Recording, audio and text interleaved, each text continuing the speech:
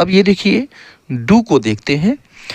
Do a job, ठीक है। Do a job means काम करना, जॉब मीन्स काम होता है, टास्क होता है। डू अ जॉब काम करना। I have done your job, I have done your job यानी मैंने तुम्हारा काम कर दिया है, तो डू अ जॉब, ओके। या फिर एक्सपेरिमेंट के साथ भी डू ही चलता है।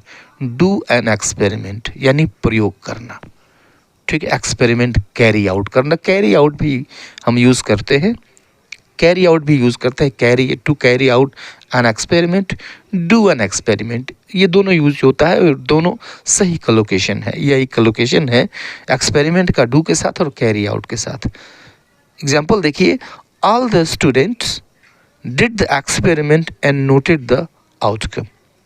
All the students did the experiment and noted the outcome यानी सभी विद्यार्थियों ने प्रयोग किए और परिणाम भी नोट किया, परिणाम को लिखा, ठीक है। और देखिए नेक्स्ट वर्ड, नेक्स्ट का लोकेशन देखिए, होमवर्क के साथ भी हम डू का यूज़ करते हैं। डू द होमवर्क, ठीक है, यानी गृह कार्य करना, डू द होमवर्क होता है। मेक द होमवर्क नहीं होता है, या फिर टेक द होमवर्क नहीं होता है, राइट। तो होमवर्क करने के अर्थ में डू द होमवर्क यूज़ करते हैं, ठीक है। जैसे I am gonna do my homework first, I am gonna do my homework first यानी सबसे पहले मैं अपना होमवर्क करने जा रहा हूँ, ठीक है। ये गोना जो है स्पोकन इंग्लिश में काफ़ी यूज़ होता है, यह गोइंग टू है एक्चुअली, गोइंग टू को गोना बोल देते हैं, ठीक है। नेक्स्ट देखिए, कुकिंग के साथ आप डू का यूज़ करते हैं, डू द कुकिंग, ये सही कलोकेशन है। After getting back I did the cooking, after getting back I did the cooking यानी वापस आने के बाद मैंने कुकिंग की, यानी मैंने भोजन पकाया, मैंने खाना पकाया, ठीक है। तो डू द कुकिंग होता है, याद रखें। तो इन सही कोलोकेशन को आप याद रखें, ओके। और याद न रह पाए तो आप स्क्रीनशॉट ले सकते हैं या फिर आप इसको नोट भी कर सकते हैं, because this is very important for speaking English fluently, right, and also speaking English correctly, okay. अब देखिए टेक को हम लेते हैं, take a break, take a break, right. इसका मतलब होता है सुस्ताना या फिर आराम करना। अब देखिए आप काम करते करते थक गए, बीच में आपने थोड़ा सा ब्रेक ले लिया, तो ब्रेक ले लिया मतलब सुस्ताने लगे, थोड़ा सा आराम करने लगे, रिफ्रेश हो गए, फिर आपने काम करना शुरू कर दिया, तो यही होता है टेक अ ब्रेक। तो ब्रेक के साथ हम टेक यूज़ करते हैं, किस चीज़ के लिए? आराम करने के लिए। तो to take a break means सुस्ताना या फिर आराम करना। If you feel tired stop and take a break, right, यानी अगर तुम थका हुआ महसूस करो, स्टॉप तो फिर रुक जाओ, एंड टेक अ ब्रेक और थोड़ा सा सुस्ता लो, okay. Take a taxi, take a taxi होता है, तो टैक्सी के साथ टेक होता है टैक्सी लेना या फिर टैक्सी पकड़ लेना।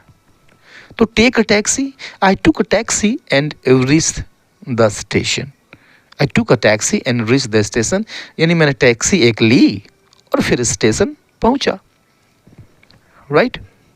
अब देखिए एक एग्जांपल मैंने शुरू में दिया था समझाने के लिए कि एक्चुअली लोकेशन है क्या, टेक एन एग्जाम, ठीक है।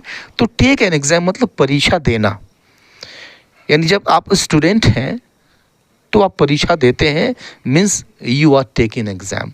हिंदी में कहते हैं परीक्षा देना, गिव एन एग्जाम नहीं होता, एग्जामिनर के लिए हम यूज़ करते हैं गिव एन एग्जाम, ठीक है। गिव एन एग्जाम यह एग्जामिनर के लिए होता है, वो आपकी परीक्षा करा रहा होता है, वो परीक्षा ले रहा होता है। तो हिंदी में एक्चुअली उल्टा हो जाता है, परीक्षक के लिए, एग्जामिनर के लिए हम गिव एन एग्जाम यानी परीक्षा लेना, ये एग्जामिनर के लिए होता है इंग्लिश में। और परीक्षा देना मीन्स टेक एन एग्ज़ाम, यह स्टूडेंट्स के लिए होता है, इस चीज़ को याद रखें। तो टेक एन एग्ज़ाम ये कलोकेशन है टेक का एग्जाम के साथ। Keep quiet, keep quiet students are taking exam, keep quiet students are taking an exam, यानी शांत रहो, बच्चे परीक्षा दे रहे हैं, छात्र परीक्षा दे रहे हैं, राइट। और टेक के साथ, टेम्परेचर के साथ अगर हम ले रहे हैं टेम्परेचर, तो आप यू आर टेकिंग टेम्परेचर, ठीक है। बुखार किसी का नाप रहे हैं means you are taking temperature. तो टेम्परेचर के साथ भी हम टेक का यूज़ करते हैं, टू टेक समवन्स टेम्परेचर, यानी किसी का बुखार नापना, किसी व्यक्ति का बुखार नापना। The doctor took the patients temperature, the doctor took the patients temperature, यानी डॉक्टर ने मरीज की बुखार नापी, राइट। तो ये टेक के साथ कोलोकेशन था। आइए देखते हैं ब्रेक के साथ कोलोकेशन। ब्रेक प्रॉमिस, ठीक है। ब्रेक प्रॉमिस, ब्रेक मतलब तोड़ना होता है, और प्रॉमिस का मतलब होता है वादा, वादा तोड़ना। अच्छा, तो अब बताइए वादा निभाने के लिए क्या होता है? तो कीप होता है, कीप प्रॉमिस, वादा निभाना।